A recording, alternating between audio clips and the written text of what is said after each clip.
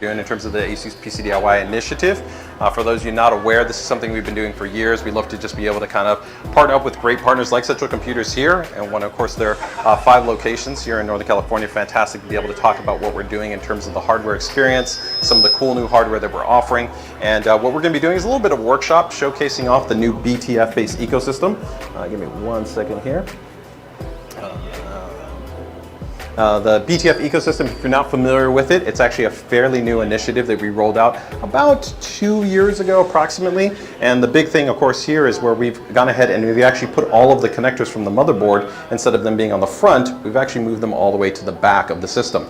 This allows for some really interesting visual presentations and also some evolution to what you can really think about for the actual traditional desktop system. And we're actually only getting started. Why right now, we're just bringing in the latest generation of not only motherboards, but graphics cards for BTF 2.5. We got some really interesting ideas for BTF 3 and for BTF 4. And if some of you guys or girls want to find out about what we're going to be doing in the future, you can definitely find me afterwards and see if you can get some of that interesting information out of me for what we're going to be working on for the future. Some very cool stuff. Just maybe imagine where you don't actually even have to use multiple cables. Maybe there's only one single connector that would actually power the entirety of the system. Some really interesting concepts that our team is working on. So that's what we're going to go through. We're going to run through a little bit of kind of what a modern BTF-based system is going to be like. Going to provide you guys some insights and tips and tricks. I think probably most people that shop at Central probably have built at least one, if not multiple systems. So just by raise of hands by the people that we have sitting here, one, how many are familiar with BTF in general? Just BTF as a whole. Okay, 1, 2. Okay, only 2. That's great. That means we've got some more work to do to help people be aware, but it's also a new standard. Now, this one should hopefully get a lot more hands. How many people here have built their own system at some time? All right, there we go. So probably at least, I'd say 75%, if not a little bit more. So fantastic. So some of this might seem new, some of it might not seem new. So we're going to go ahead and jump into it. First item that we want to touch on is, I think, why we want to consider, of course, ASUS. Most of you probably aware, we've, of course, been a stalwart in the industry for a very long period of time. Very cool to be able to celebrate Central Computers' 39th anniversary. We're actually celebrating our 30th graphics card anniversary, which actually aligns really nicely with what we're doing on this BTF-based initiative, which is very much driven by the graphics card side. A little pop trivia, some of you may not be aware, ASUS was the first manufacturer to actually ever put active cooling on a graphics card. First manufacturer to ever put 2 fans on a graphics card, and also even be the first manufacturer that even used black PCB on the graphics card. There's a lot of really cool things that we've done. One of my personal favorite innovations that actually aligned when I also came with the company, we designed the graphics cards to actually have fans not spin when your system actually wasn't working, when it wasn't gaming, to allow for actually a quieter level operation. So just like we're known very much for a lot of innovation on the motherboard side, a lot of really cool stuff that we're doing there. And that's actually what I want to touch on first is, when you're building a system, you might, of course, be first looking at a lot of the general specs, right? So it's going to be like, do I want to build ATX? Do I want to build micro ATX? I think we've got a mini ATX board here, Kendrick, if you want to kind of show for reference. Oh, it's actually right over here. All right, so of course dimensionally, of course that's the huge difference, right? ATX to mini to micro. Do we want to go with a larger, more powerful card? Do we want to go with a more compact card? Do we want to go with a higher performing cooling solution? All these different types of options. But one of the things that we really pride ourselves on is what's called ASUS design thinking. Internally, what that really means is that our team, our product management team, our R&D team, really look at the feedback that we get from you as users, saying, what are pain points? What are problems you guys run into when you're building your systems? And this is where we feel that we differentiate ourselves. Now, a lot of these have evolved in a lot of different ways. Some really nice examples of something that's even very recent, but I don't know if I raise the hands if anybody's ever had this. Wi-Fi has, of course, been ubiquitous on motherboards for now a very, very long period of time. But for a very long period of time, most of the actual antenna connectors used a threaded SMA cable. So that means you had to rotate the cable, and you would kind of keep turning and turning and turning it. You could kind of fray the cables, or it could be a little bit more tedious. All of our new motherboards, take for instance, use what's called a push-fit design. So I can literally just click them in like that. I don't have to rotate anything. It becomes actually a much easier process, even than if I want to disconnect it, just pulls right back out.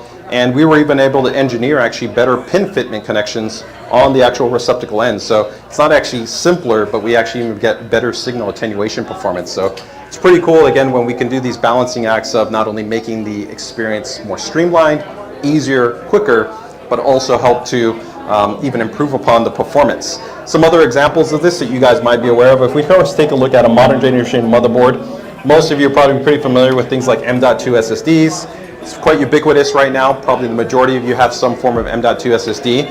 One really cool initiative that we implemented was, of course, Q design, but for M.2 SSDs. Now let's see if I can do it before I actually run over there into the front, but I'm going to try to do it at an angle. Let me see if I can get it in here. And yep, I was able to do it at an angle. So if anybody's ever installed an M.2 SSD on maybe an older generational board, you know the pain that you got to take your standoff. You got to find the standoff, thread the standoff, then take the small little screw. You got to find a precision tip screwdriver, put it in, and hope that nothing falls. And it just becomes a more complicated process. You saw the nice thing here is we've actually made that entire process entirely toolless, right? Literally, I was able to take the drive, slot it in there, it snaps right into place. Same thing even for the primary M.2 SSD heatsink. I just slot that in, and then I lock it into place, and now it's locked in. Now, of course, there's a thermal pad, and there's actually an adhesive film that I would want to remove, but otherwise, you can see just how simple we made something like installing an M.2 SSD, where even just a few years ago, I literally had to have about like 4 or 5 more steps just to be able to install that drive. Now, those are all little things that we're looking about, and the great thing is you're going to find this consistently on a huge number of our products. This is in a mid-range series, so this is a B850 based product, but you'll also find this on ROG, on our Prime series, Tough Gaming series. It doesn't matter, they're all going to have these type of Q design initiatives. Another really cool one too is actually going to be for the graphics card slot. So by raise of hands, has anybody ever had to take out a graphics card and has used something like a flathead screwdriver to depress the depression latch and try to remove your graphics card? Okay, I got 1, 2, 3, 4, 5. Yeah, that's how I know that you're probably a pretty seasoned builder because you're probably done something like this, trying to press it down, and sometimes you can actually nick or damage your motherboard. We actually have people that even have to RMA the product because they physically break the latches or they scratch their actual products. So one of the really cool initiatives that we also did in Q design was we designed actually a mechanism with a button release, but now in our latest generation of boards, there's not even a button release anymore. We have an integrated detent system for the graphics card. So when you put this graphics card in, let's see if I can do this at an angle. This is a little bit of a weird way to do it, but we're gonna try. And let me see if I can line it up here.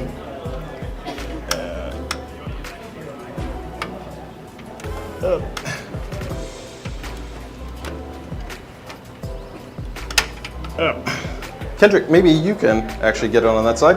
But the really cool part here is there's not actually even a button that you even need to actually depress. The integrated actually detent actually allows us to pretty much use actually a lock-in force mechanism. So once we pull out at about a 2-degree angle, we're just going to pull out from the front of the card, so not the back. So if you pulled actually from the back, go ahead, yeah, pull from the back, you notice the card will actually stay locked in place, but if you pull from the front, I'm just going to see if I can get this wide ring. Pull from over here. The card actually just pulls straight out, so it simplifies again the actual installation experience for the user, right? So these are all, like I said, little things, everything from the M.2 installation being a simpler process, the graphics card removal installation being a simpler process, your antenna being a simpler installation process, all these little items we've tried to look at. And that's actually definitely a theme that I think you're going to see also with BTF. Now, Samir, I think you'll probably be able to show the rear image board here to the people that aren't familiar with maybe BTF. But I'm going to flip this system around here, and hopefully when we reframe it, it won't be too much of an issue. But let's take a look at the back here. So when we're taking a look now at a modern BTF system, you'll actually notice that every connector, including all your fan cables, your primary CPU power, your 24-pin power, your graphics card power, they're all now on the back of the motherboard. The big advantage that we have with this type of design is that if you think about from a builder's perspective, there's less for you to have to kind of figure out where to run things from one point to another point. So one of the most annoying probably connectors I would probably say is the CPU EPS connector. Then in a normal build, I'd have to pull that cable all the way from over here, run it up here, then run it through the top, and then if I didn't have a lot of space here, I'd have to kind of push these in and kind of try to make sure that they're locked in. It can be just a little bit frustrating, it can be a little bit annoying. But if you kind of see it from here for the first time, the great thing is every single connector is just all visible to me right there. I have every single one, I just line them up, and I'm all good to go. One thing I'd love to know your guys' feedback, and we're actually debating on, for years we wanted to actually recolor code the connectors to even make them simpler for people. But we didn't do that in a traditional build. Why? Because you would see the color coding connectors, if that doesn't make sense. Think about if we color coded the EPS, the 24-pin, all those, well in a normal build where aesthetics now really people care about it, you would see all the colors. But now with BTF, actually oddly enough, because you won't see those, we could color code them and it wouldn't matter, but for a first-time builder, that could become significantly even easier for them to understand, oh, the orange one is for the CPU, Maybe the yellow is for the 24-pin power. Maybe the green is going to be for the 12-volt high power connector. So this allows us again to just have more flexibility, more clarity. For those that care about efficiency as well, there's a little bit of a side benefit. Technically, there's actually an improvement in efficiency. If we can keep the cables actually shorter, you reduce resistance as well, which also produces temperature hot spotting. So that's overall just a little bit on kind of the BTF side. Some of the last points that I'll make here in terms of kind of just understanding if you're evaluating a BTF-based ecosystem is what do you have to actually have. One of the products is going to be you're actually going to have a BTF compatible chassis. So the chassis actually has to have cutouts for the motherboard. Now a BTF chassis will support a standard motherboard, but it will also support a BTF-based motherboard. So that's great. So that means that right now, if let's say you wanted to upgrade your chassis, you could do that and still have support for the future, right? You don't have to lock yourself in because it's going to be interoperable. The next portion is going to be the actual motherboard. So of course you're going to need to have a BTF-based board. So chassis first, then BTF motherboard. Now the last item is actually technically optional. There are two configurations for BTF. One is called standard and one is called advanced.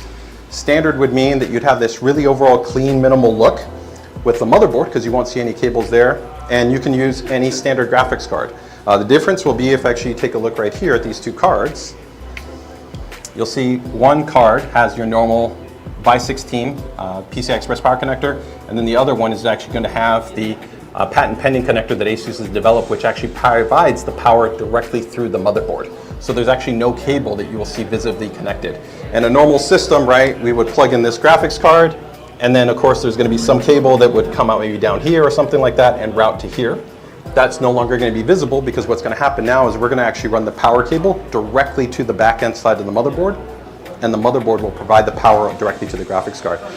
This connector, we've designed it internally. It's already been validated to exceed 1,000 watts of power delivery, so there's no solution on the market that can even max out what we can already do. And our next generation design is actually going to spec even beyond even 1,000 watts. So we're even thinking for the future, if graphics cards even become higher demand in terms of their actual power requirements, it won't be an issue. But ultimately it does allow for a really cleaner look.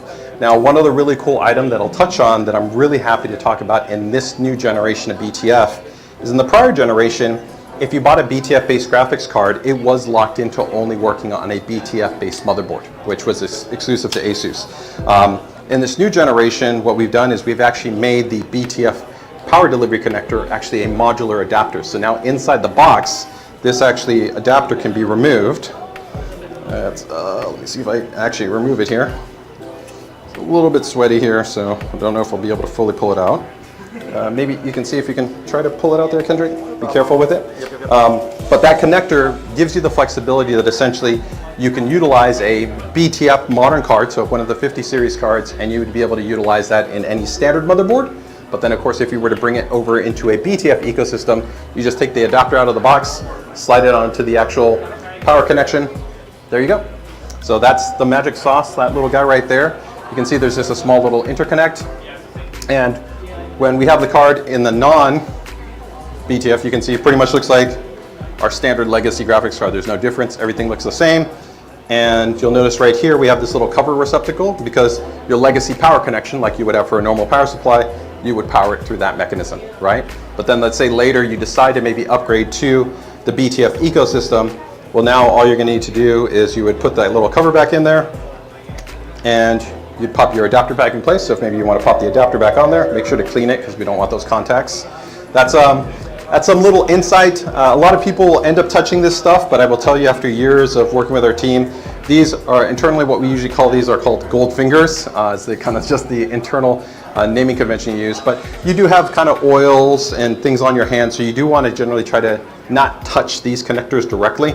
Try to physically touch the card, but try not to touch edge connectors when you can. Same thing even goes for memory as well, or even the CPU. Sometimes actually people touch the underpad of the CPU. You can actually oxidize those contacts, so you want to try to minimize doing that. It's not the end of the world if it happens. You can take a little bit of cleaning grade alcohol, wipe it off, and you should be fine, but sometimes that can present issues. So overall, that gives you an update in terms of what you have to keep in mind if you're going to consider a BTF ecosystem. Now, the next item here that we want to kind of touch on is what is kind of the basis that we use for kind of building a system. This right here is part of our full ecosystem. So this is the GT302. It's one of my favorite chassis that we produce. One of the things I love about this is that it has all 440 millimeter, 28 millimeter thick fans already pre-installed. So from a build experience for you as a user, there's very little for you to do. This fan, this fan, this fan, and this fan, they're already all pre-installed. It's done. So you're literally just going to mount the motherboard, which on the BTF side means that I'm going to have all those connectors on the back, but there's very little cable management for me to be done, because all I'm going to do is connect one pretty much fan cable to the back of the motherboard, and I'm pretty much finished. And even actually for this AIO configuration, one of the really great things I love about this chassis design, and it's pretty rare within the industry, is going to be that there's just 2 screws that lock this portion into place. But as I was noting a little bit earlier, when you are building a system, one of the pain points definitely is going to be what's called Z-height clearance. So when you're talking about like the top of the motherboard and your cooler and your fans and everything like that, you can easily run into kind of obstructions. And sometimes you don't realize you have those obstructions until you've kind of put everything into place. The thing I love about this design is that this actually top portion of the channel, let me actually pop this part off here, is on a tray, so I can literally just pull that whole portion out. So that means I can just mount the radiator. Once I mount the radiator, all I'm going to do is then just angle in that, and I'm dropping it into place. And so it becomes a super streamlined build. So yesterday when I built this system, probably for me, I mean, I've done it tons of times, but I think even for a first-time builder, the fact that you don't have to install all your fans, you've got that rear mounting, and you have this really easy radiator mounting design, you could probably build a system from start to finish in probably like 40 minutes, which compared to probably a normal build where you got all of this other kind of management to do, probably take you at least a few hours as opposed to being really, really streamlined. And a really great alternative from the cooler side here is that instead of maybe going, this is a really nice cooler that we have, this is our flagship, this is our Ryugen Extreme. We just recently launched this new model, this is our Prime Series. The Prime Series is really simple design, and the cool thing about it is that it actually already comes pre-installed with a 360-degree fan frame built in. So that means that, again, from you and installation experience, the fans are already all pre-wired in. There's just one cable that's going to run to the motherboard connector, but you don't have to do anything to that. So if you remember, again, this fan frame comes out, all I'm going to do is just mount this directly to that, make those screws in, and I'm locked in. So again, if you think about the build experience, what did we really put in? All of those fans are already done. So all I had to do was mount the motherboard, mount the CPU, I pop in the radiator, I screw those at the top, and then I'm going to pretty much drop down this pump head, pop that into place, and then pretty much lastly install a couple of quick components. So you can actually see how fast this type of build experience is compared to, I would say, many other types of builds if we're optimally looking at all kind of the core hardware experience, right? So let me go ahead and move this out of the way. And we're going to start to do actually a little bit of that installation routine. So let me go ahead and start to get that in there. Kendrick, I think I'm going to probably have you put in the GPU. Let's go ahead and get those 2 screws back into place. If you actually also want to go ahead and maybe pop in those DIMMs in there, we can pop in our DIMMs into our system. Screws or DIMMs first? Doesn't matter. Yeah. And some people actually also, it's a very common question that we get when it comes to memory, is that is there an order or recommendation to memory? And it really just comes down to the number of DIMMs that you're utilizing. If you're going to use 4 DIMMs, right? So let's say you're going to do 4 DIMMs, it doesn't matter, right? Because you have 4 DIMMs, you're going to populate all slots. If you are going to use 2 DIMMs, then it does matter because there is going to always be a priority set of banks that are on the motherboard. ASUS has actually for over a decade silk screened the motherboard directly, so there's actually a little silk screen directly on the motherboard. Even if you don't want to look at the manual, it actually will tell you which is the primary slot with an asterisk.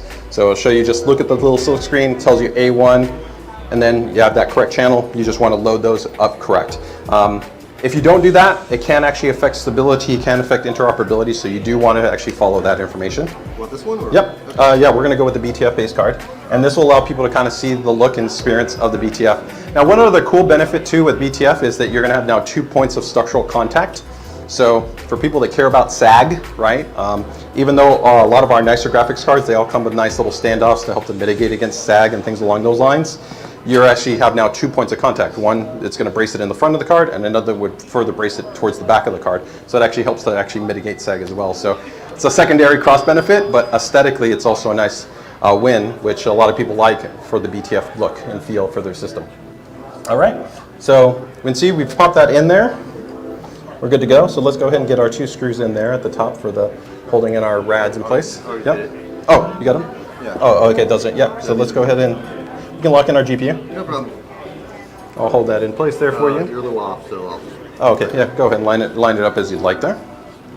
Now, for some people, when it comes to cable management, for me, I'm not the hugest person when it comes to worrying about cable management. I do generally follow the mantra that if you can't see it, I don't worry about it. The main thing I focus on is that I don't want anything directly obstructing airflow.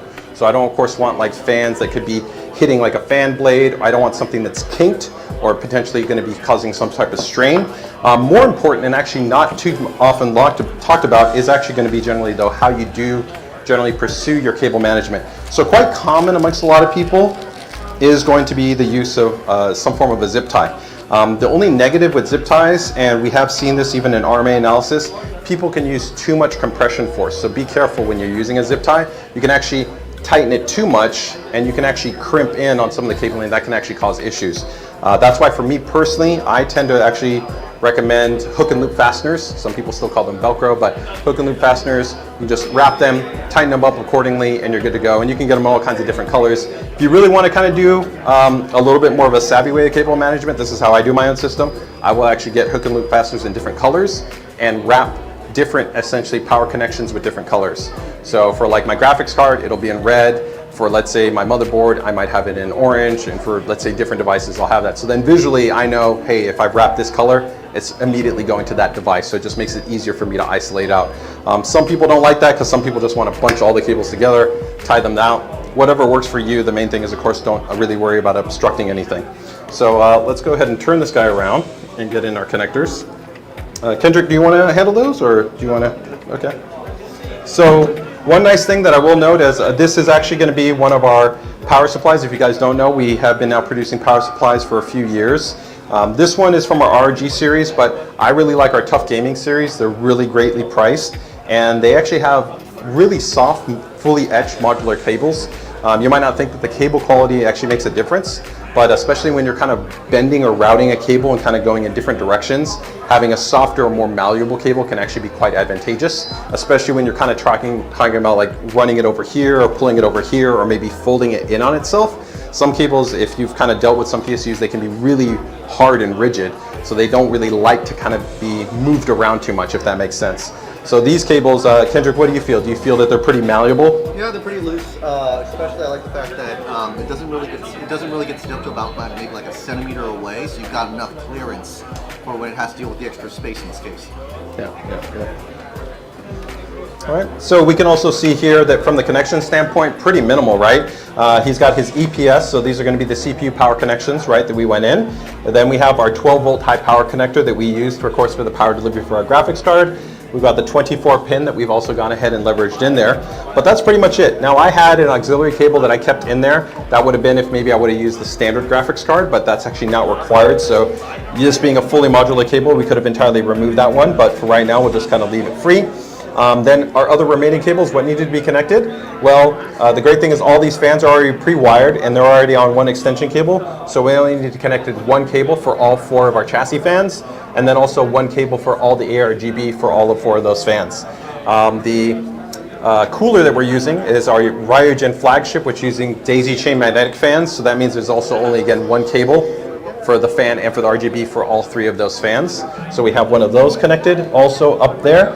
And then lastly, you've got your front power buttons, of course your HD audio, and then we also have one other ARGB for the power supply. It's not really needed because for this power supply you can't see it because there's a PSU shroud, but we're pretty much locked in. So at this point, we can put our panels back on, and actually let's go through a test post. And let's actually take a look at some of the cool stuff that we're doing on the UEFI BIOS side.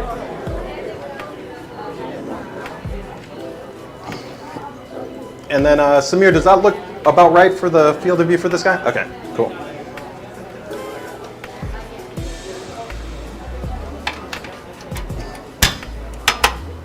All right, there we go. And you know, the golden adage, if you guys never heard it, is that don't ever put your side panels on until you've correctly powered on your system and you actually have seen that it posts, just because, of course, if you do that and your system doesn't post, what are you going to end up doing? You're going to end up taking off your side panels any which ways, trying to start to pull stuff out and figure it out. So don't don't work against yourself, if that makes sense, right? So actually, if you could connect the power for me. Sure. If I knew where the power cable ran off.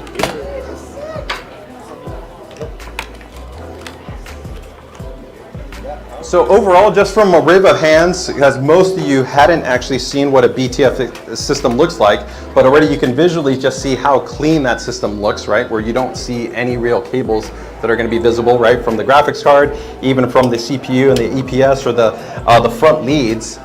What do you guys think? You are a fan of the BTF, not a fan of BTF, undecided? And we also do make it, of course, in black-based components. So we're just showing off white because it's a little bit bolder and brighter, a little bit easier to see all the components. And of course, if it was in a black system, it's a little bit harder to kind of see all of the individual items, right? We good on power? Yep. Okay. All right. There we go. So we've gone ahead and kicked it on right now. So we're actually going to jump into our UEFI BIOS. Oh, actually, can you go ahead and let me shut that off there? Shut what off? I'm going to shut it off so I want to go into the BIOS.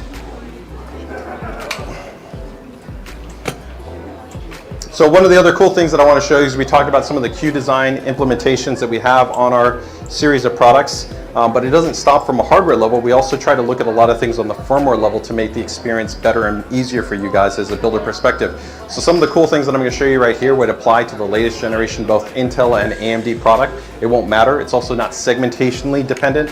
So if you look at even something like our entry B850 Plus motherboard, or if you were to look at our flagship ROG Maximus series product, they're going to have these features. So you don't have to necessarily feel that it's limited only to a certain segment of the product line. Let me go ahead and actually reboot right back again here, and we'll go into our UEFI. So the item that I want to show here is that many times when people finish building their system and they're getting ready to post for the first time, and they want to figure out if their system is working correctly, they want to kind of verify that all the slots are correctly registering, let's say the memory or your M.2 drives or the devices that you have connected to USB ports. But this can be really hard because you don't have an operating system yet. So how do you actually verify that everything has been detected correctly? The BIOS doesn't even necessarily tell this to you in an easy way. So one of the things that we spent quite a bit of time was developing a visualization engine inside of the BIOS that's now new to our latest generation of motherboards. We call this Q Dashboard. And Q Dashboard is a visual map inside of the firmware environment that will show you your motherboard and all of your corresponding connections even before the operating system. So this becomes much, much easier way to really kind of know what do I have going on with my system. So here we go. We can see I'm in the actual UEFI BIOS. Now you guys can actually, where did that output screen go? Hopefully. Let's see if we can show you here. Thanks, Samir. It is showing up on the stream though, right? Okay, great. And hopefully it can show you here. All right, so maybe Kendrick, if you want to maybe float that around so kind of people can see there. Hold on. Okay, sorry about that. We had an output display. So This is what he sees. yeah, and so if you want to go ahead and take it around a little bit, you can allow them to kind of see. Oh, sorry, I took away my output. So give me 1 second here.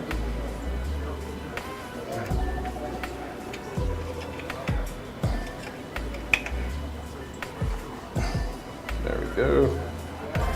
And 1 second here so I can actually see my display there.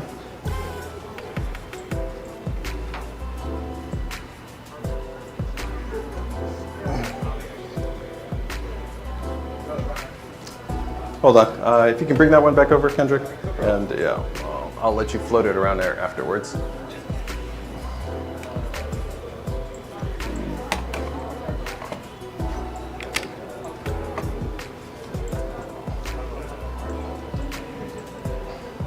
There we go.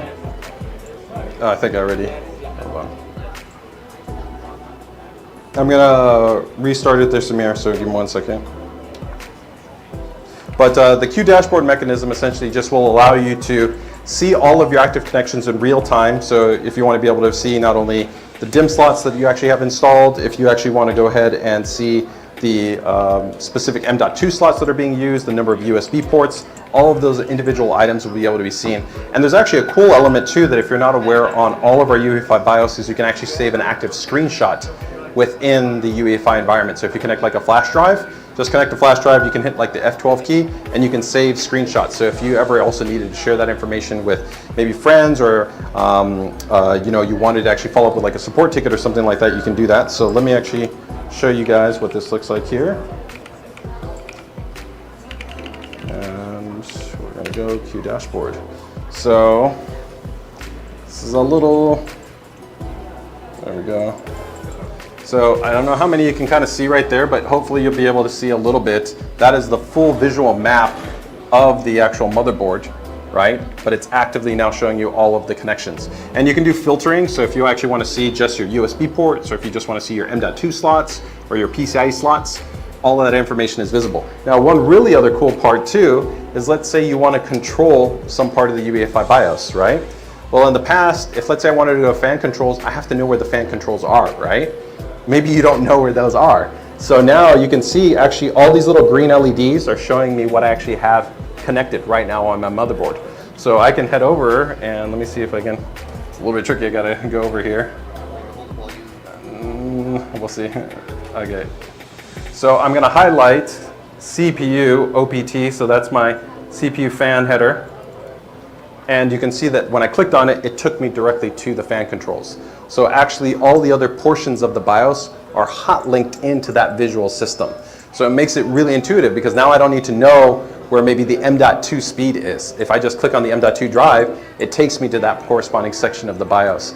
And we think that's quite important, because we know that the BIOSes have become very complicated and very deep over the years. And so sometimes it can just be hard for people to know, I don't know where every setting is that I need, but now I can just look at that visual preset and it would take me to that corresponding section.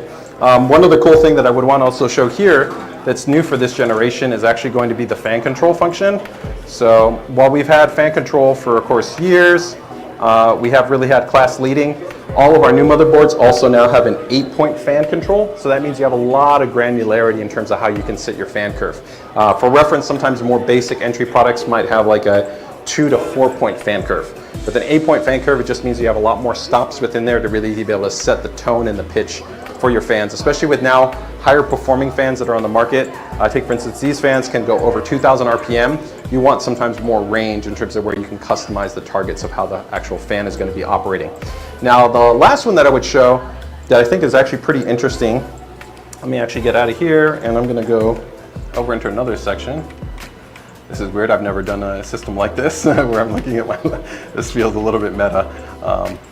Let me go here, is on both our Intel and AMD systems, there's many users that sometimes have tried to go, I want to figure out how to get the best thermal environment for my system, but I want to assign a certain temperature.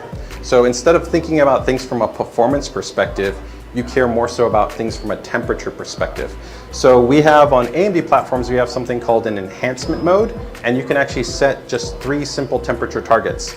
So essentially what this does is it tells the system that I want the best performance up to either 70 degrees, up to 80 degrees, or up to 90 degrees. And the motherboard will automatically adjust all the parameters based on that temperature target that you pick.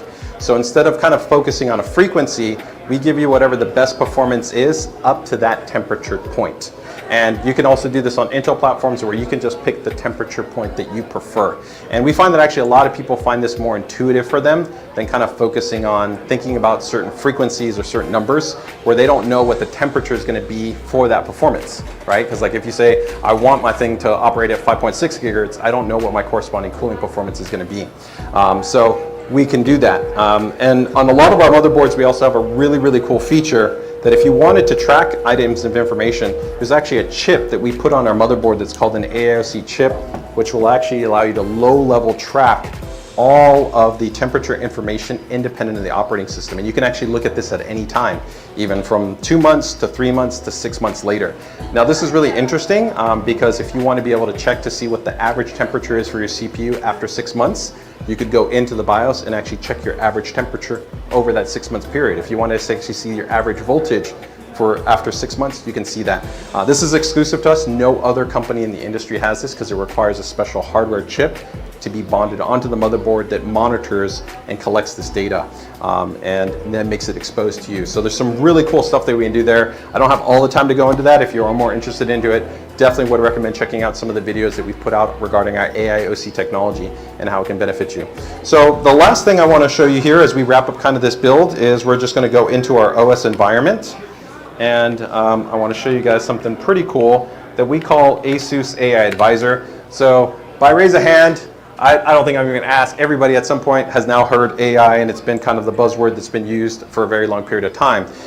In the motherboard space and in the component space, though, I think we've tried to figure out how do we offer a feature that is actually valuable to you as a user, that feels actually usable and beneficial to you, as opposed to feeling that it's just kind of like this out there function or feature that doesn't really provide you a compelling benefit. So what we did with ASUS AI Advisor is we bonded together two LLM systems. If anybody's ever used ChatGPT, we took ChatGPT, but then we developed our own ASUS LLM and we combined them together. Now, why did we do that? ChatGPT by itself is pretty good from a hardware understanding perspective, but it tends to not be as accurate from a per model kind of technical level. And so our internal goal when we developed this actually AI Advisor system was to hit a 90% accuracy level or even higher. So that's the reason why we wanted to combine these two LLM systems together. Now, what does it actually do though, and how does it benefit you? It's pretty sweet. So I'm going to go ahead and open up my ASUS AI Advisor application. And for this one, maybe I can see if I can have a volunteer. Does somebody want to see if they can actually see it here closely? Because I'm going to have it on this monitor. I'd like to have somebody actually come by and check it out. No volunteers? All right, Kendrick. Okay, yeah, sure.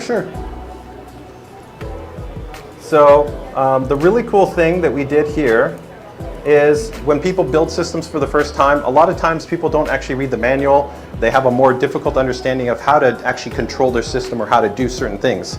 So what we're going to go ahead and do, and what's your name? Clarissa. Clarissa, good to meet you, Clarissa. I'm JJ. We're going to go ahead and open up the program. So right here we can see we just have this ASUS AI Advisor icon. Just going to go ahead and click on it. Now when we go ahead and click on it, it's going to pop up to us a little box, and the really cool thing is here is in natural language we can ask the system questions about our computer specifically, but the really important part is that it doesn't actually just give us information, it can actually give us actionable prompts that can directly control the system. So I'm going to ask it a question here. I'm going to go, let's say we built our system and it goes, my PC is too loud. How do I make it quieter? Now, you can see Clarissa, right? I just asked it that question, and now I have a beta version, so it's actually even showing to me in different languages. We actually support up to 13 different languages that this can be done in. But the really cool part is it's now giving us a step-by-step breakdown of the information on how I could actually go in and tune my fan speeds. But the really cool part is, Clarissa, do you see right here where it actually shows these fan speed options? Yes. Now, the reason why that's really cool is that on the screen, it's actually giving me the option to set silent, standard, turbo, or full fan speed. So that means that actually it's talking directly to the motherboard's firmware. So it didn't just tell me actually how to resolve the pain point that I had, which was my system's fans were too loud. It actually gave me all the steps, but then even gave me directly the BIOS fan controls right there that I can click on. So if I wanted to, I can now go ahead and click it set to say silent mode, and it will send the command directly to the motherboard. And I didn't even have to open up another application or another prompt. It was all wired in directly. This is, I think, the best balance of really bringing in an advanced like AI engine, which is giving you insight, but it's also giving you actionability. It's letting you actually control the system in a friendly and easy way. Whereas before, maybe you would have to kind of go download the PDF from the website, read through the manual, maybe you have to post a YouTube comment, or you go to Reddit, or you call a friend and be like, hey, how do I do this setting, or how do I do that? Now you can go ahead and do this. Another example of a really common thing is going to be that we know from polling that 50% of users that buy their memory never enable the overclock setting on the memory. So if they buy an XMP memory stick or they buy an Expo memory stick, they actually never turn it on. So I can actually ask my system, is my memory overclocked? Now, this is a very generalized question. If you think about it, this is how a normal user would ask the question. I didn't give it the model number information. I didn't tell it what kit I have or the motherboard, but it's actually able to essentially scan what's called the SPD data for the memory, look at my motherboard, and Clarissa, what did it actually prompt for me right here? It asked you to enable it or disable it. Correct, and that's the reason why is because it actually told me in my response, and thank you, Clarissa, I appreciate that, you're good to go. It actually told me my memory was not overclocked because I just finished building the system. So of course the memory has never been turned on if I didn't go into the BIOS and turn on that setting. But now here ASUS AI Advisor was able to go like, your memory's not set to that, do you want me to actually overclock it for you? Click the button, same thing, it'll instantly pass that information over and help you to do that. So the great thing is ASUS AI Advisor, we're giving to users at no cost. There's no tokens, there's no subscriptions, there's nothing. It is part of the lifetime cost of the product. So as of right now, because we actually have to develop an entire backend system, we've just finished deploying it to all of our current generation products, but we're evaluating, seeing if we can have some elements to roll back into prior generations. There is the technical ability to, let's say, be able to bring in motherboards to it, just like we backdated certain applications like certain firmware features and stuff like that, we can do that. But as of right now, it's new to just new generation. So X870, B850, A620, and then on the Intel side, B860 and Z890 all have ASUS AI Advisor for any motherboard. It doesn't matter whether, again, we're talking about the most entry product to the highest end product, they all have that feature exposed to them.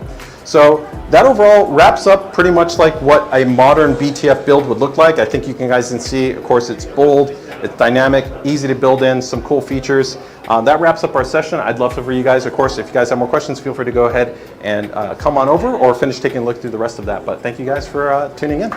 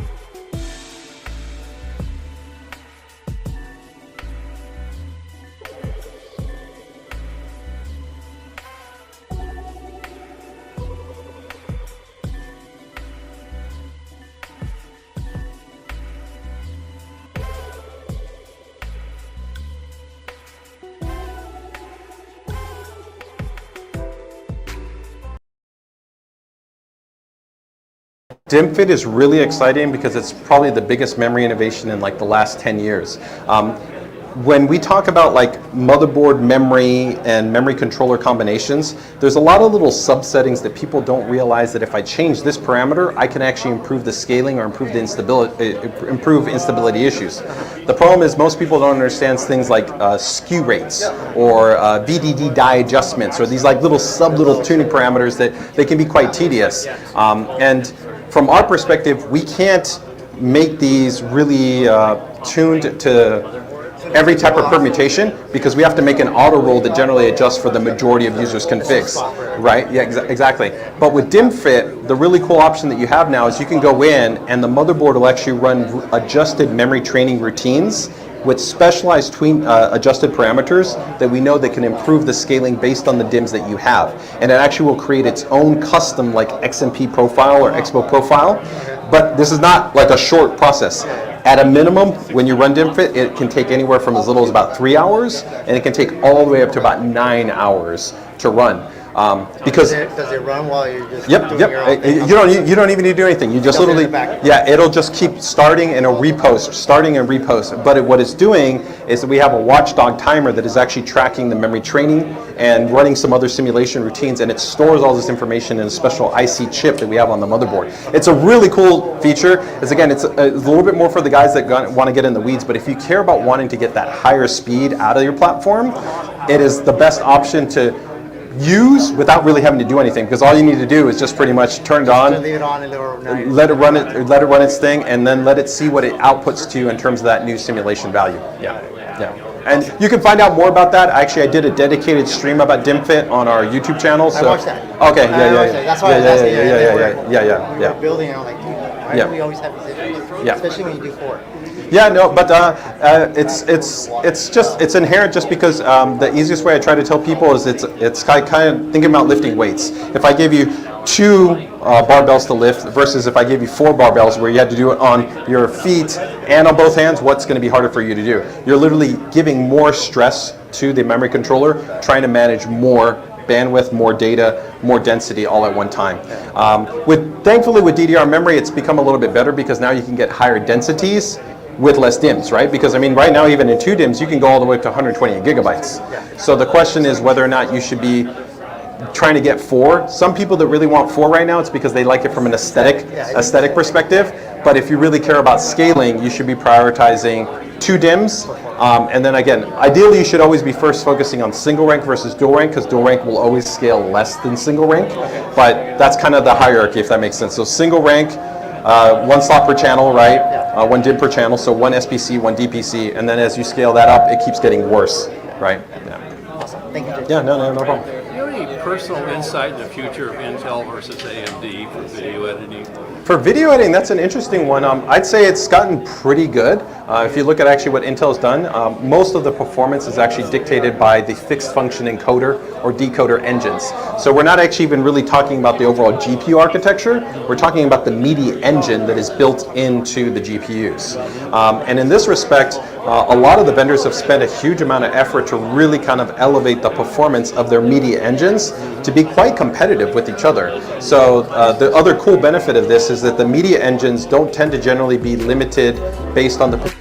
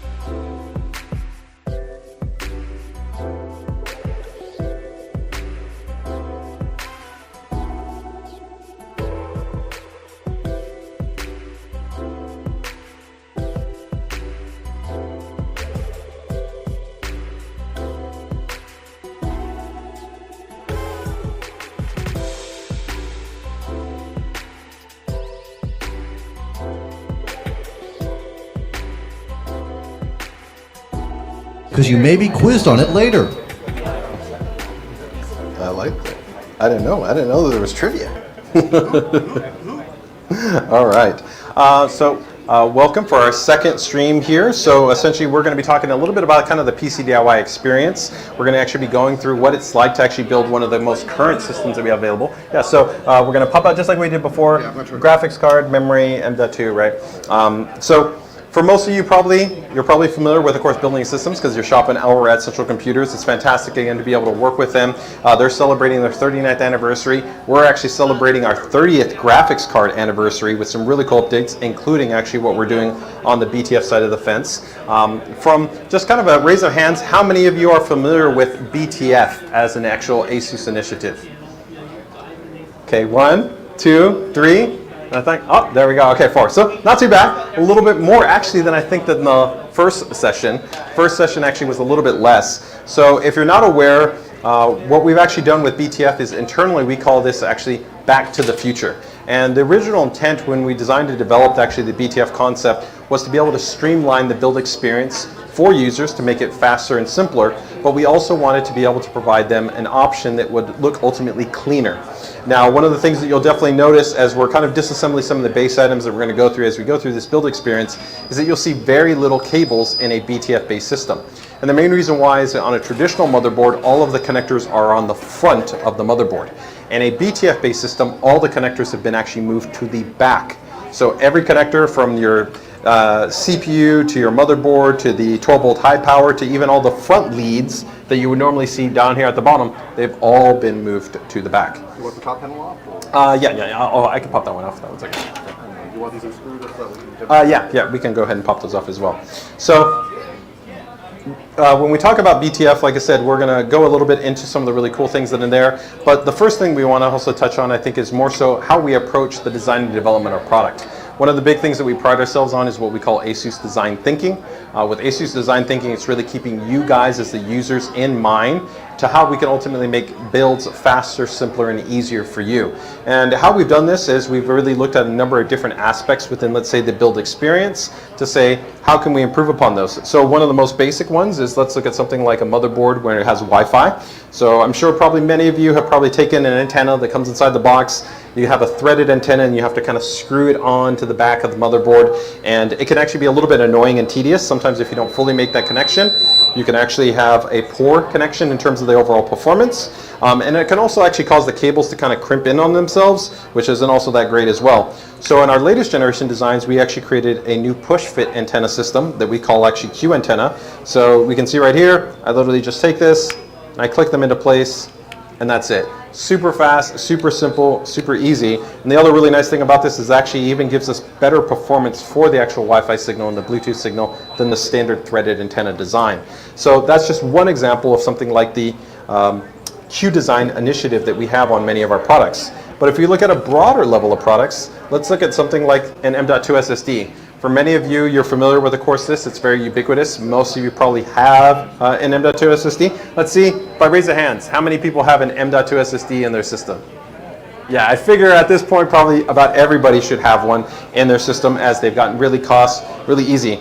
Now, one of the pain points though is you probably put one in at some point in time is I hate putting in M.2 SSDs when I had to take out the little standoff, then I have to get the small little precision screw, and then I have to put that all in and make sure that nothing actually falls apart. So one of the cool things we did a couple years back is we invented what we call the Q-latch system, which was a toolless design. So let's see if I can do it at an angle. I can see if I can angle this one in here. And right there you can see I just locked it into place. There's no standoff, there's no screws, nothing is actually required. It's a really fast and easy, simple process. For our latest generation of motherboards that you would get on both the Intel and the AMD side, we now actually even take it further where like our primary M.2 slots, they're actually also toolless. So right here would be like the heatsink.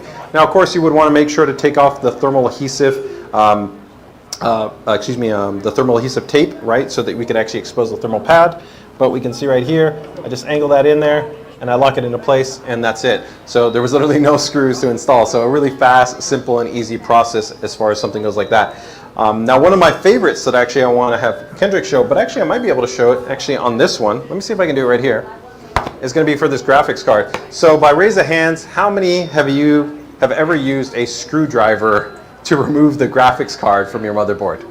Okay, I see he has the look of somebody that has potentially damaged his motherboard, right? Yes, it's not uncommon where you probably have had some type of scenario where you want to remove the graphics card and there's some little retention clip and you are trying, I know, it's okay, I got it, it's okay.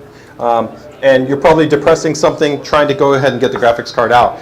Now, another design that we recently introduced was what we call our Q release design implementation, which actually allowed you to easily remove the graphics card. Now, in the latest gen, we made it even simpler. There's not even actually a button that you need to use anymore.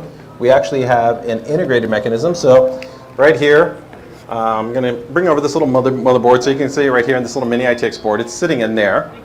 Now, on a normal design, we can see right here, if I pull the card doesn't come out. It's actually staying locked in place, and that's because there's actually a detent. Once this is actually locked in, it keeps the card in place. But all I need to do is right here from the front, I'm just going to tilt this at a slight angle and pull it out. That's it. It's a really elegant, nice, efficient way to be able to design the removable system. So again, if you notice, all I needed to do was put in my card like I would normally do it, right? Super simple. And again, if I go lift from the back, the card won't come out because it's locked in. But if I come to the front and at about a 2-degree angle, I just lift out. That's it. So really easy. Now these are the small little things that really ASUS is known for as far as really being an innovator to make things faster, simpler, and easier for you, right? The M.2 SSD installation, quick and easy removal of your graphics card, easier way to be able to connect the antennas, the BTF ecosystem to be able to streamline these things. A lot of these things we're really happy to be able to introduce to be able to make builds faster, simpler, and easier for you, right? So moving from there, we're going to now touch on actually the build experience on what we're going to actually talk about today, which is going to be a BTF-based build. So here we're going to do ATX. ATX, of course, is the most common system. By show of hands, how many of you guys have an ATX system versus, let's say, a micro or mini ITX system? So ATX, oh, interesting. So it seems like we got maybe, how many mini ITX or micro ATX? Okay, interesting. That's a little bit more than standard. By market share, ATX is actually over 70% of the market. So it's always you're going to generally see ATX. It is generally, of course, simpler, easier, lower cost to be able to always build in an ATX system. So that's the reason why we're showing it off. And we're going to go from that perspective. So the chassis that we have here, this is our GT302. We've gone for a white-based theme just because a lot of people are really liking the bold and bright aesthetic that you have with the white system, but we do have BTF ecosystem in black components as well. Now, one of the cool things I really love about this chassis design is that there's very little work for you to do. All three of these front 140 millimeter fans as well as the rear 140 millimeter fan are already all pre-installed in this system. So that means there's very little cable management for you to do or any real setup for you to do. You're pretty much just going to pop in the motherboard, but all of those fans are already pre-installed. They're pre-routed over there in the back. And also even this bracket right here. Kendrick, did we remove the screws for this one? Yeah. One of the features that I love about this chassis is that this actually rad is on actually a swing, right? So I can literally pull that out, and if I want to mount my radiator straight to this, I just mount it into that, and then once I've mounted it into there, I then just angle it in, lock it in, put my 2 screws, and I'm done. So if you think about from the build experience, that's a really fast and simple build experience because I literally didn't have to put in the front fans, I didn't have to put in the back fans. Even for this unit right here, this is actually our most entry AIO that we make. This is only $115 right now on promo at Central. It has a 360-degree radiator that's already on a preset fan frame. So that means when I install this, there's nothing to do. I literally am just going to put the screws in from the radiator to this bracket arm, and then I'm going to take that one set of cables and connect that to the back, and I'm done. So if you think about how fast this build is, it's really fast because I literally am going to mount the motherboard, put the CPU, mount this to the rad bracket, then put in my DIMMs and my M.2 drive, and I'm almost done.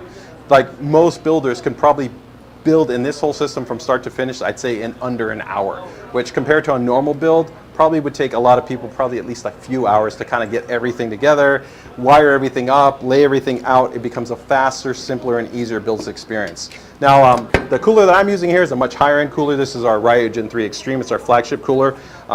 But it offers the same type of experience. It just offers even, of course, a higher level of performance. And, of course, that big, beautiful, of course, display that we also have on there because we just want to kind of show something kind of cool off here.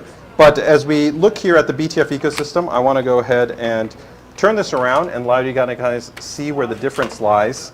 Now visually, you'll already see that there's very little coarse cables, and that's because if we compare this to a normal system, we're going to see that this is where it really looks different, because all of our primary connectors are now on the back of the actual motherboard.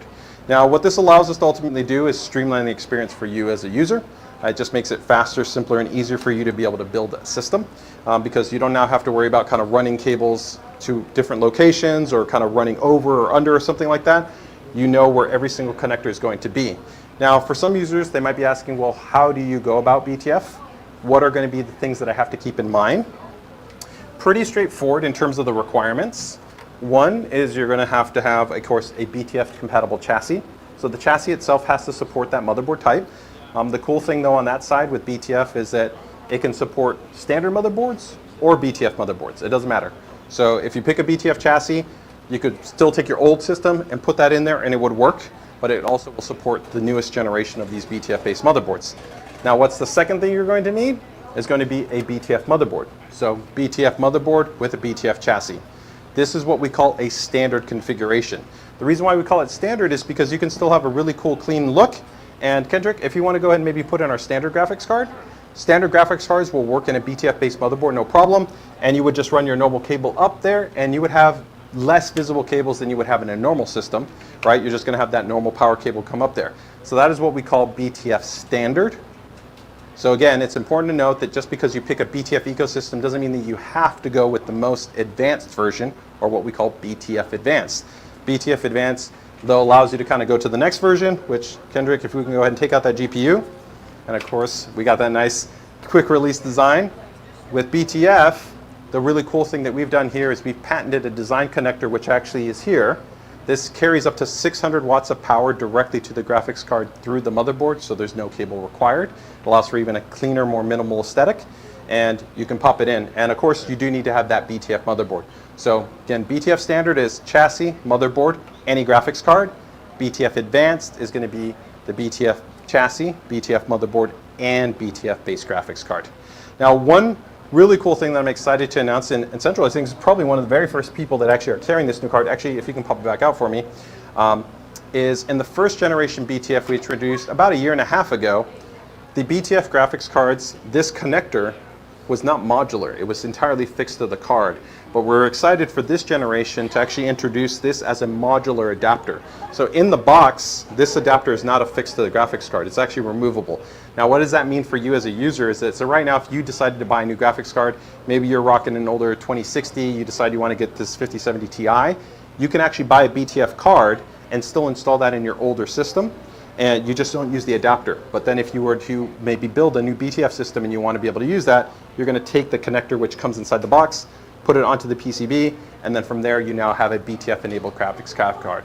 So this is what we are now referring to as our 2.5 generation, where we've kind of evolved the design to even be more flexible and allow users to be able to kind of get the best of both worlds. You can use it on an older system. You can see right there, that's that little modular edge connector, and now it's a normal graphics card. And if we wanted to power it the normal way, all we're going to do is we're going to just remove this little accent cover right there, and you can see there's your, of course, your 12 volt high power connector that you normally have on your regular graphics card. But we're going to show off a full BTF system, so of course we don't want to use that that connector, so we're going to go ahead and hide it back there again. You can see it right there. There we go.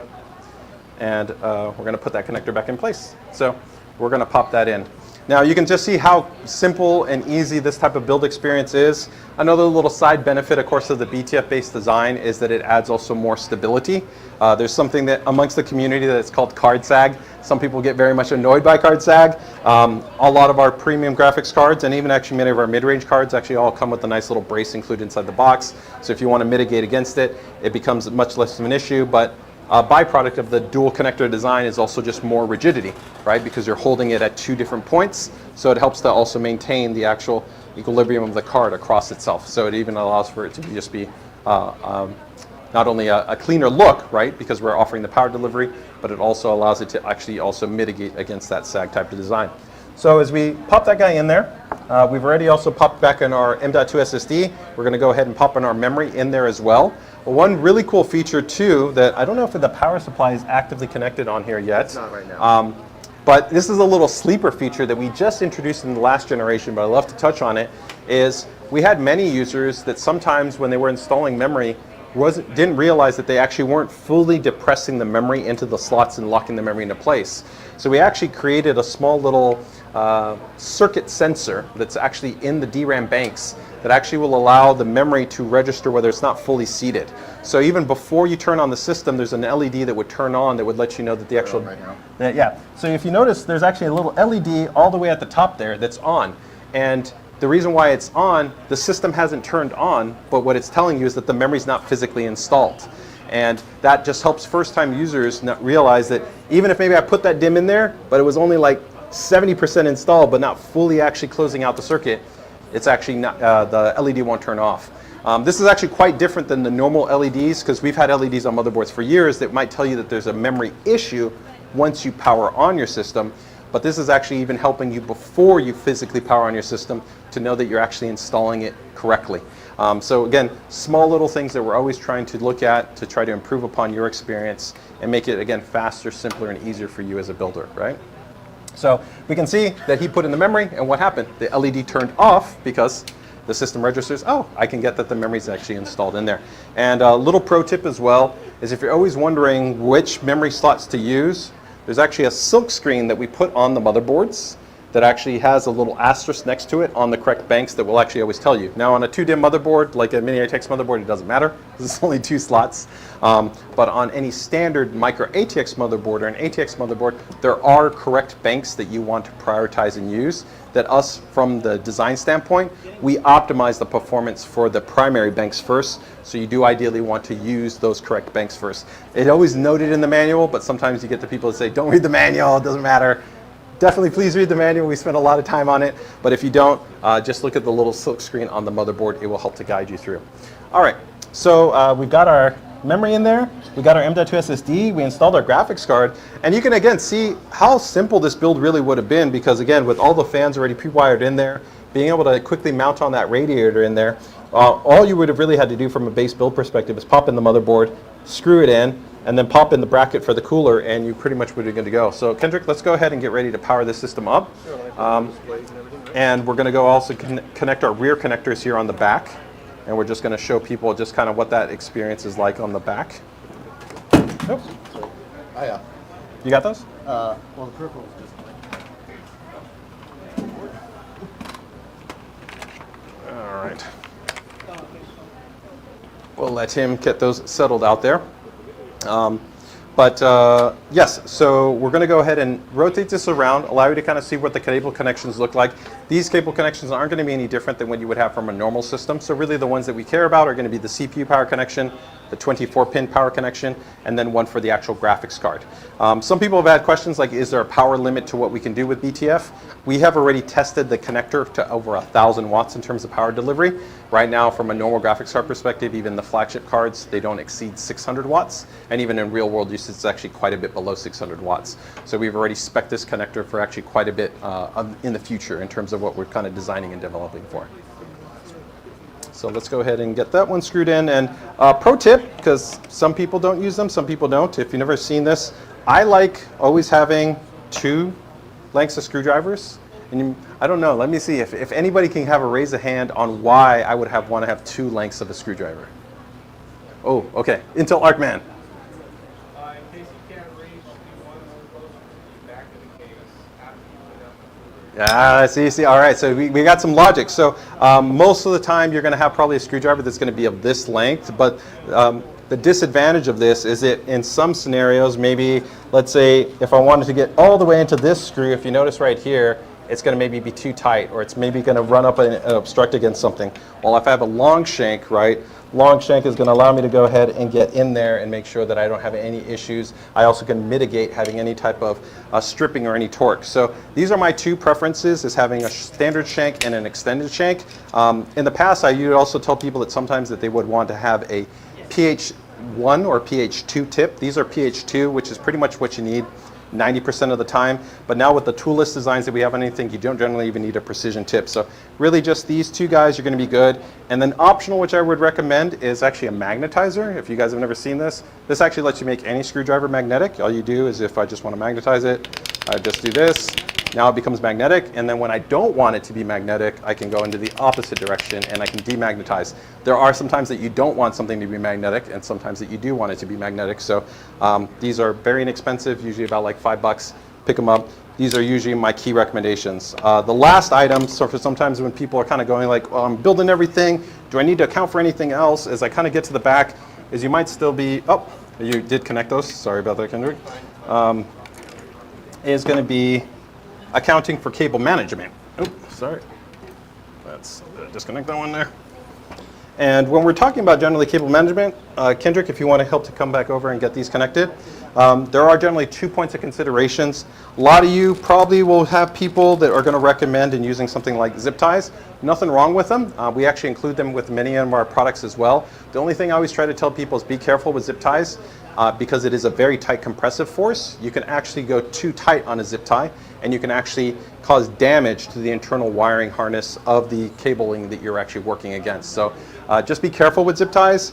In that regard, that's why my personal preference is I tend to like to use what's called a hook and loop fastener. Some people still just call them Velcro ties. Velcro ties, you don't really have to worry about damaging the cable, and it's easier. You can reuse them, right? You can just go ahead and unloop them, re-loop them back in, and you're good to go. So from the cable connection here, we're going to have some quick primaries. We got your CPU power connection, which we're going to have 2 for. And then we're going to have, of course, the 24-pin motherboard power, and then we're going to have our 12-volt high power connection. And then because this chassis, of course, already had those primary fans all wired in, the really nice thing is all 4 of the fans are only going to be connected to one single fan header, so we're good to go. All of our ARGB is on one single fan header, and we're good to go. One thing I will note about our nice power supplies, and Kendrick, I talked about this before, is I really love that a lot of our nicer power supplies, including even our mid-range series, our Tough Gaming, have something what's called a fully etched modular cable. Now, it might not seem like a big deal, but if you kind of notice right now just looking at this cable, you'll see it's really soft and really malleable. And you might not think this is a big thing, but when you're building a system, sometimes being able to have the easier routing that you can have when a cable is more malleable can actually be quite a bit more advantageous. Some cables can be really stiff and really rigid, and you don't sometimes want to compress them or you don't want to route them in certain ways because they're so stiff. So we spend a lot of effort to really make these cables quite friendly to the DIY experience. They also have a nice kind of sheen to them which give them more of a premium look so that you don't necessarily maybe have to spend money on extensions, which there's nothing wrong with extensions. Sometimes you want to add them for maybe a different color or contrast pop, but they actually do reduce efficiency, just to keep that in mind. The longer you make a cable, the more resistance you add to a cable. So you actually, if you're paying for a really nice power supply that has better efficiency, you actually generally want shorter cables as possible. That's generally the preference. So Kendrick, did we get all those cables connected? Yeah, it should be. Okay, great. So let's go ahead and get ready to power this guy on and look at some of the cool stuff that we're doing into the UEFI. All right, I'm going to go to connect this in through here. Let me get my keyboard and mouse over here.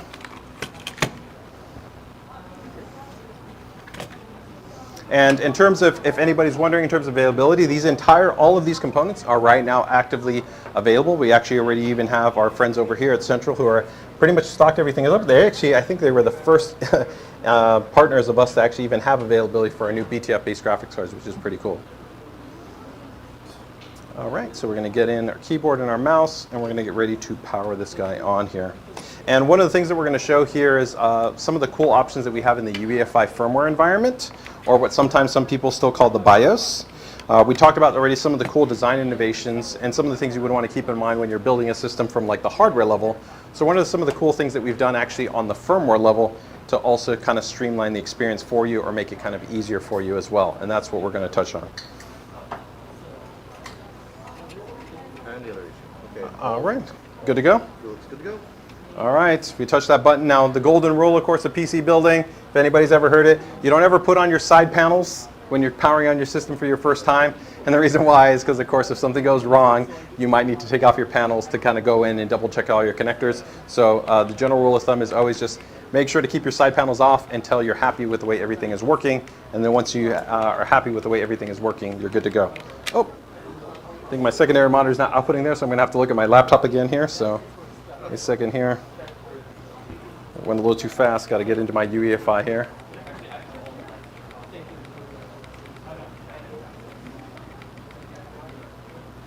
There we go. All right. So let's go ahead and show you some of the cool stuff that we're doing. So right now in my UEFI BIOS, so probably most of you have probably seen this screen at some time, shape or time, right? We've had the UEFI BIOS be pretty similar for about the last 10 plus years, but there's always cool stuff that we're working on to try to make the experience easier and simpler for users. So one of the really cool things is, let's say we just finished building our system.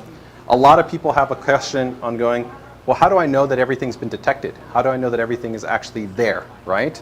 And one of my favorite features that we introduced is what we call Q Dashboard. So I'm gonna go over here, and we're gonna go to the Q Dashboard. And what you're actually gonna see right here is a visual map of the motherboard, and it's your specific motherboard, it's your system. And this is all presented to you in real time. So you'll actually see there that it has all these little green dots next to all the corresponding devices that have been installed.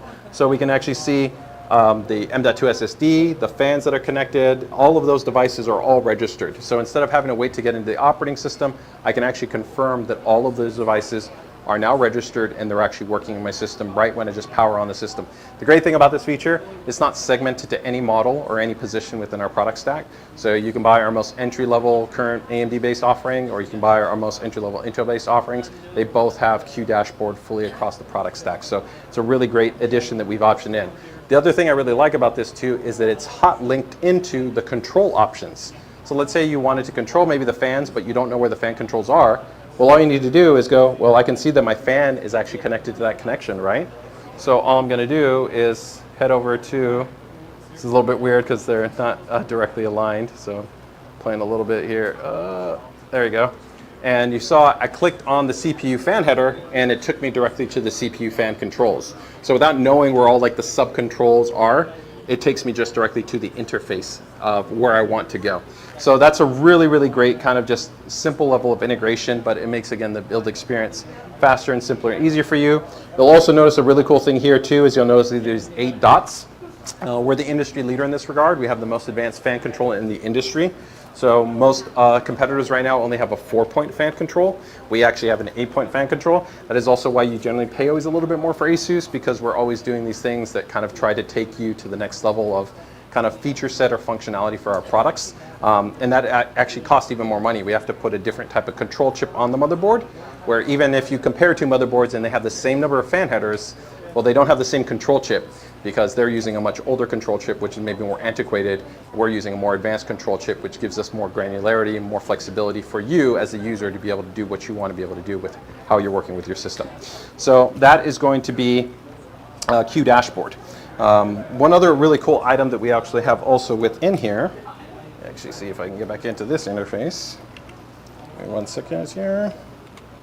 Is a lot of users, when they're kind of setting up their system, they care about trying to make sure that their system aligns with a certain temperature target. So they might care about performance, but they really care more so that they don't want their system to get to too hot of a point. And they don't really know how to tune their system to operate underneath that thermal point. So we actually have something that we call enhancement modes. And these enhancement modes allow me to go in right here. So if you see right here, it might be a little difficult for you to see, but there's an option right there that I've highlighted, and there's 3 enhancement modes that we have set for the user. One says 70C, one says 80C, and one says 90C. So all the user needs to do there is just pick the temperature target that they want. We will actually adjust all of the other parameters to make sure that the system never exceeds that temperature threshold. So say, for instance, 70C, you're going to lose a little bit of performance. Maybe let's say if your system was operating at 100% peak performance, it's going to operate down like around like 93%. That's still very performant, but maybe you really care about always wanting to have your system run a bit cooler. I used to live in a 600 square foot apartment with my wife for 10 years, got really hot in that space, and even having my system sometimes being able to operate like 10, 15 degrees cooler would have been really, really nice, just because I'm not getting that like additional exhaust of air that sometimes is coming out from my system. So these are all kind of cool little things, again, that we're giving you that granularity and control to be able to do in the BIOS very simply, without you having to really understand a lot of things that's going on with your system. One other last really interesting feature that we have here that's quite more in-depth, so I don't want to spend too much time on it because it might be a little bit more advanced for some of you, is we have a special feature on some of our product called an AIOC microcontroller. It's a little chip that we build onto the motherboard that can actually track the performance of the system and its CPU in real time over a period of time. What this actually allows you to do is, let's say if you wanted to check what the average temperature is for your CPU or the average voltage for your CPU, not just 30 days from now, but 6 months from now, you can actually go into the BIOS and see a log of that exact information. And this happens on a pure hardware level, independent of any type of any software recording, any type of log files. All you need to do is just go into the ASUS log file, and you can actually see a full breakdown of that information. So there's a lot of other really cool pieces of information that you can actually have with that microcontroller. Even if you don't do any type of overclocking, you can gain that benefit. So from here, let's go into our our OS. And we're going to round out with just 2 cool little updates that we have in the operating system. But that pretty much means that we've pretty much finished building our system. We didn't go through the Windows installation. I think most of you don't want to sit here and have Windows installed, although on a Gen 5 drive, which we have in here, would be pretty quick. I think it like installed on this system like in, I don't know, like 4.5 minutes or something like that. It was pretty quick. I think the Windows updates took longer than the installation of Windows. So it's a pretty straightforward process. But the cool thing that we want to actually show here is on all of our latest generation boards, we've put in a new piece of software that we call ASUS AI Advisor. So a lot of you probably heard, the buzzword of AI. For us, the question was, how could we try to implement something that we could offer for value for you as the users in a tangible method? And the thing that we settled on was actually we developed our own LLM. So an ASUS LLM, so this is a special language model. We combined that with actually a ChatGPT language model, and we created this hybrid language model. But the really cool part to it is that instead of just being able to ask it questions, we can actually have it give you actionable responses that you can institute or use on your system. So an example of this would be, do I have somebody else? I know Clara previously, but do I have somebody that would like to see this demo up here on this monitor for ASUS AI Advisor? Sure. Intel Arc? Bring it on up, man. So, 2 of the common kind of pain points that we see here when we were developing ASUS AI Advisor that we were trying to kind of resolve was, how do we have users that maybe have built their system for the very first time and are a little bit confused about how to maybe resolve certain common pain points? A common pain point for them might be commonly going, well, my system, I built the whole thing, it's working well, but maybe it's louder than I'd like it to be, right? So if you want to kind of come over here, we're going to go ahead and open up this prompt here, and we're going to open up ASUS AI Advisor. And the really cool part to this is that we can use just natural language. Normally, you would kind of have to know a lot of information if, let's say, you went to kind of go post something on Reddit, or if you were going to ask somebody a YouTube comment, or you were going to talk to a friend on Discord, you'd have to be like, what's your model? Like, how do you get into the UEFI BIOS? How do you do all these steps, right? So here instead, what I can go ahead and do is I can just go down into the chat box, and I can go ahead and ask it in normal language. My PC is too loud. How do I make it quieter? So the cool thing there, if you notice, right, when I asked it, exactly, I didn't give it any specific information. I just gave it a problem, and I go, well, how do I make it? Now, you're going to see some different text because I have the beta mode enabled. We actually have over 13 languages that are supported on this.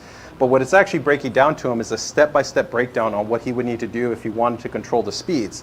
But the really cool part is, what do you see down there at the bottom? Upvotes and downvotes.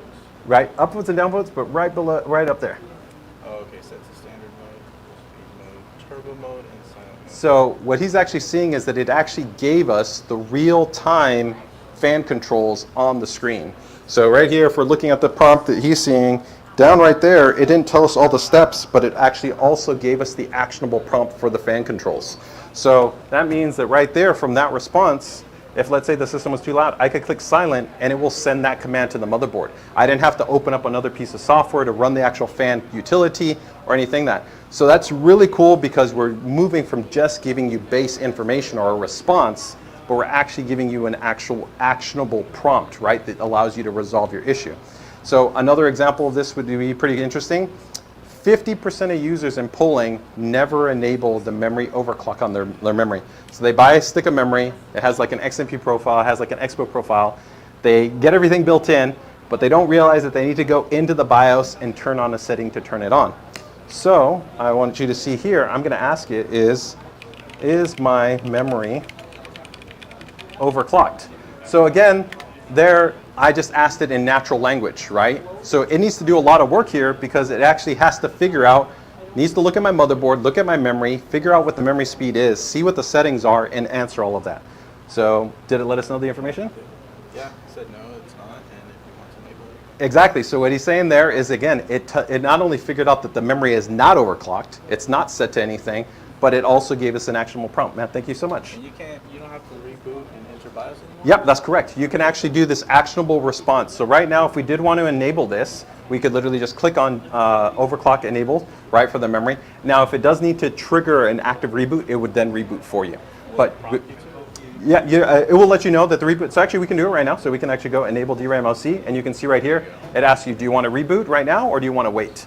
But the cool part is it will do, again, all of that for you. So hopefully this doesn't feel kind of like what sometimes certain AI presentations are, and it was like, can I really use this? Thank you so much, man. Appreciate it. Yeah. But you can really generally see how I think a lot of users that are trying to have a better understanding of how to use their system could now all of a sudden ask questions. And the cool thing is here is this is done at no cost. We take on all the cost on our back end to be able to host the LLM systems, to be able to give you low latency routines, and it's also not paywalled or gated on any product. So whether you buy our most entry-level, B850 $120 motherboard, or you bought our flagship, Crosshair Extreme $1,000 plus motherboard, they all have access to this really cool ASUS AI Advisor feature, and hopefully it helps to have you a faster and simpler and easier experience for your PC build. So that pretty much wraps out our presentation here for the BTF build experience. Hopefully you guys found some stuff interesting and useful and cool in terms of what we're doing, and also seeing a little bit of what the next generation is for builds that we're going to be designing and developing. So we're already hard at work at the next generation even of BTF beyond this, and you can also see some of the other cool things that we have out on here. So feel free to go ahead and take a look around, and thank you guys so much for joining us for the session.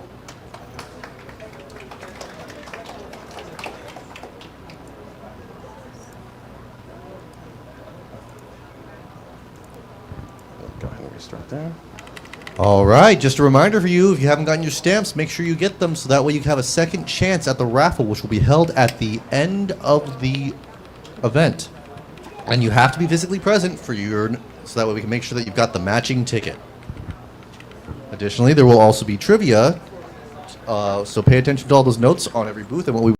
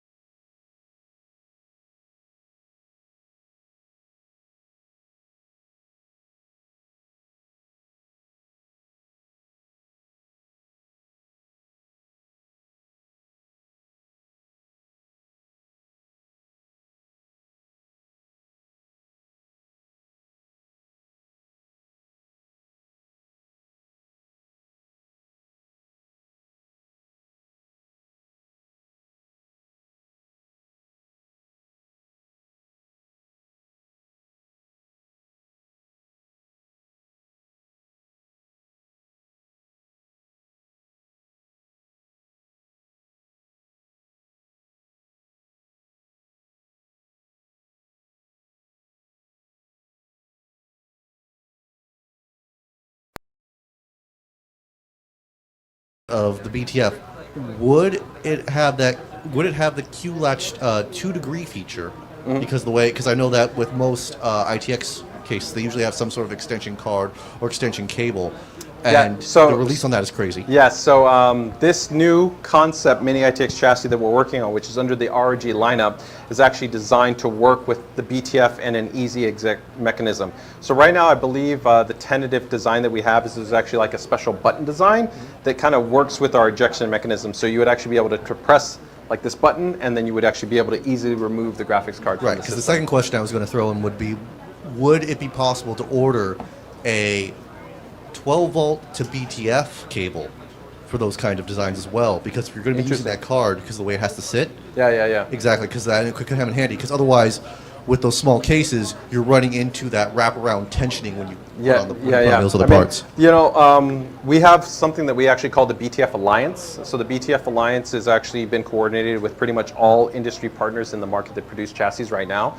So it's actually something that we're really excited about. While of course here we're showing off our great lineup of chassis, something that we're really happy when we introduced BTF to the market is that we were able to see adoption and support from every leading chassis partner in the industry, right? So Lian Li, Corsair, Fractal, you know, Fantex, every single partner I think at this point has produced at least one, if not more than one, BTF-based supporting design. So we're excited to continue to see how partners from small scale kind of niche manufacturers to bigger partners are continuing to work with us to see how they can interestingly incorporate kind of the BTF narrative into their next generation designs, while we're also working to move forward on our own designs as well.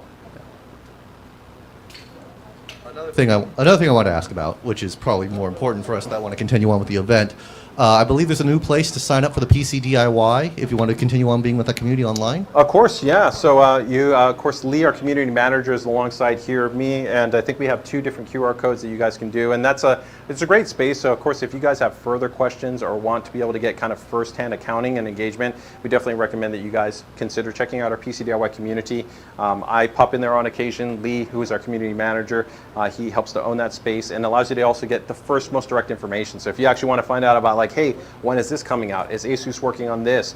I'm maybe doing this type of build. I want recommendations or insights. It's a great space to be able to be engaged with. And also that supplements our own PCDIY weekly stream that we do. Generally, we usually try to do it on Fridays where we talk about the latest and greatest products, do product overviews, demos, stuff like that too, so that if you have questions about different types of products, different types of features or functions, you can definitely ask us. So thank you for helping to bring that back up as well. Yep.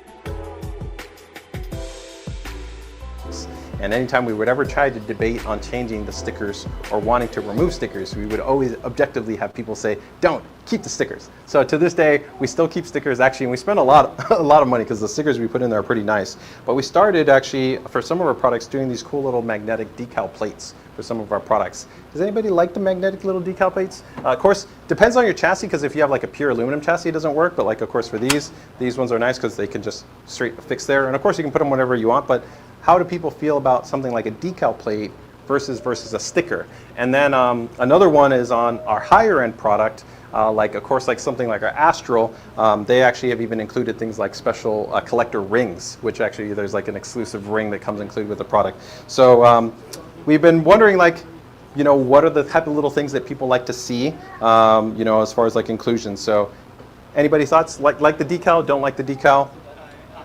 Decal? Okay. Decal? All right.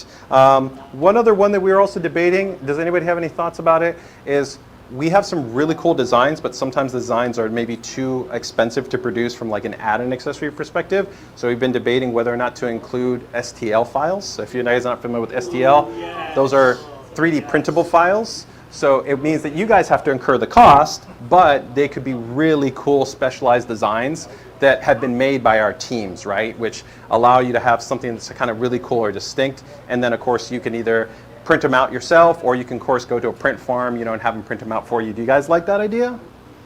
Okay, okay, very cool, very cool. Thank you guys. Ah, yeah, that's a good one. I would love to see an updated version of that one. Yeah, the problem I'm having still is the leg. Now, you have to separate them. Otherwise, Yeah. Well, that's a really complex model. oh yeah, it's fun though. I Yeah. got most of it done.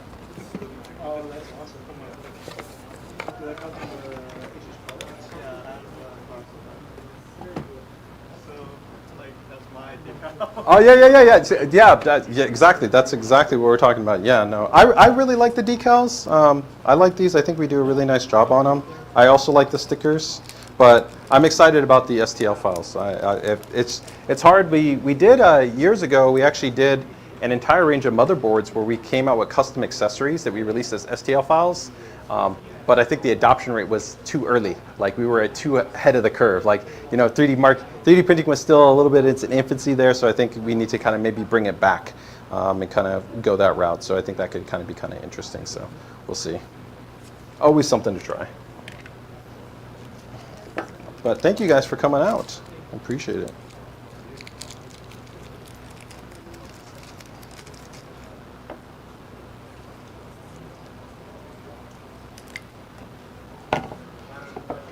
Yeah, go for it.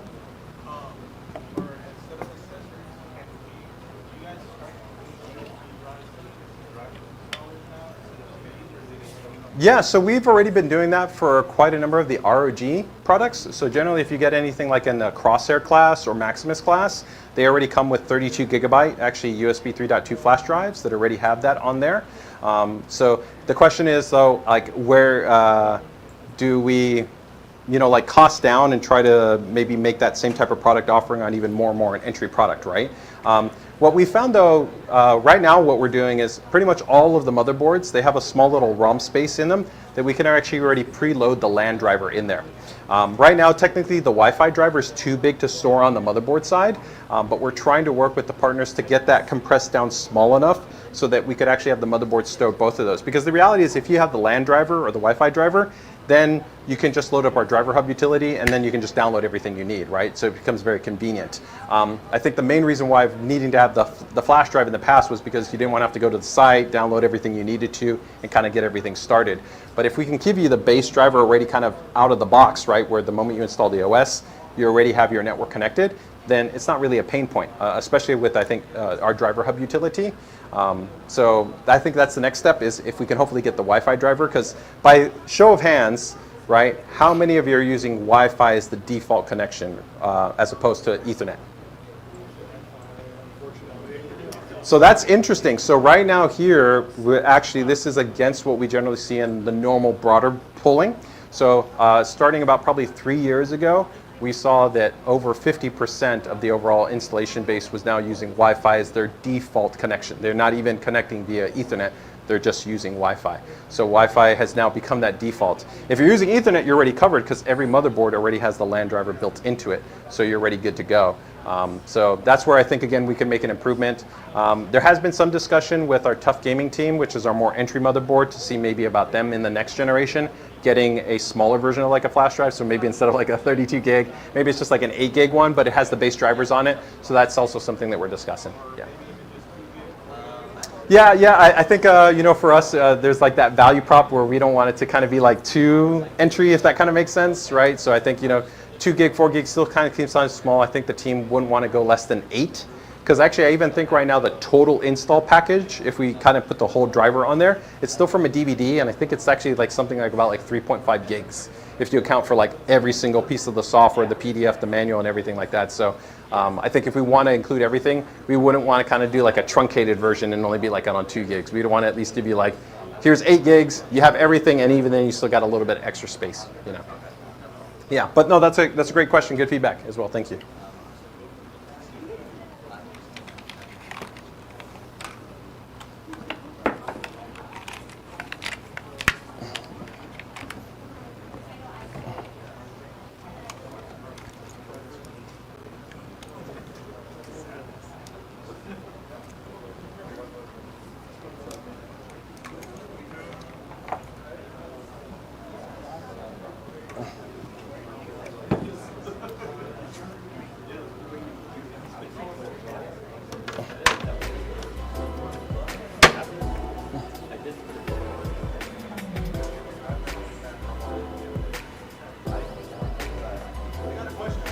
I know that guy. What's up, man? It's good to see you. Talk about the new Matrix card. Oh, man. How do you like it? Do you like the new design? It looks very similar to the first one. Yes, the first one, right? It's got a little bit of that throwback vibe to it. Yeah. No, we just did. That's of course just coming right out of Gamescom. You know, it's something that we had some debates as far as whether or not we wanted to have one more graphics card, but because we have, of course, this 30th anniversary, I think it was kind of like a great way to be able to kind of bring back that the Matrix has always been something really special in our lineup that we want to show kind of something cool and distinct and special. I like the fact that it's actually a smaller card than the Astral, right? So of course it differentiates itself from there, and it has that really kind of cool throwback design element while still having a very high level of performance because of course it's an RG card. So definitely there'll be more details to come. I can also tell you that we have some other interesting RG designs that we have still not yet actually put out to market that I don't think we're going to do for this generation, but for the next generation. If you've thought some of the stuff that we've done has been pretty crazy and cool, you haven't seen anything yet. There's some stuff that we're still cooking up in the labs that I think are pretty interesting.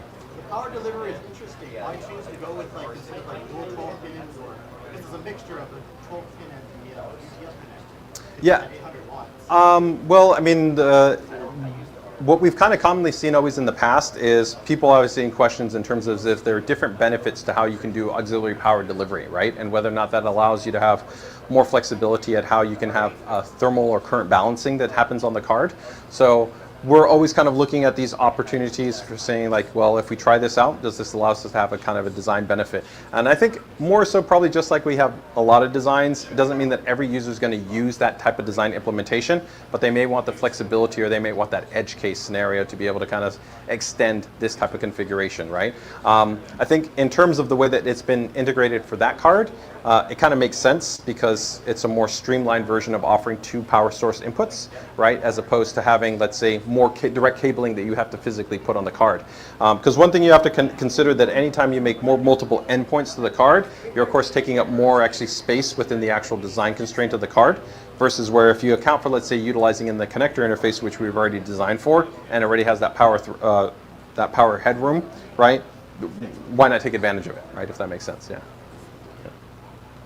Now the question is, should we make a white version of it, right? I know I'm going to get that one from the community, right? It's like, when is the white one going to come around?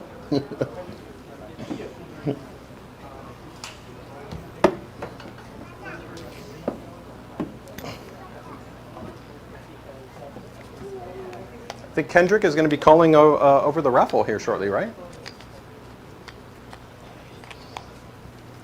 Where did he pop over to? From the central team. Should be calling it over here shortly.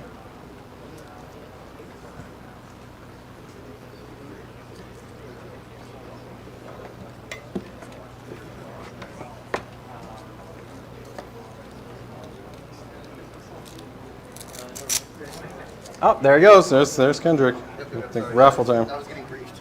Ah, gotcha. Oh. Alrighty, everyone. So we're going to play a little game called Kahoot, which we're going to be dragging over to the front stage over here with a giant monitor. Essentially, how many of you guys have played Jackbox games? You're familiar with that type. Okay, so essentially what we're doing is that we're playing a quiz show that's going to be similar. Once we have it all set up, there'll be a login code for you to come in. Please use, and I know you guys like using joke names, but please use your first name and last initial, so that way when we know who's won, we can give you the prize. It's going to be 20 questions, and keep in mind, you may have the correct answer, but these answers are also based on time, so you get more points if you get the correct answer and the fastest answer. There will be no points rewarded for wrong answers. The person who has the highest score at the end wins the prize. That simple. Now that said, you will need to use your phone to connect. So as soon as that comes up, you can't like run in and yell, "Oh, it's answer A," or "It's blue," or whatever it is. No. Multiple choice, fastest input on the phone, most accurate.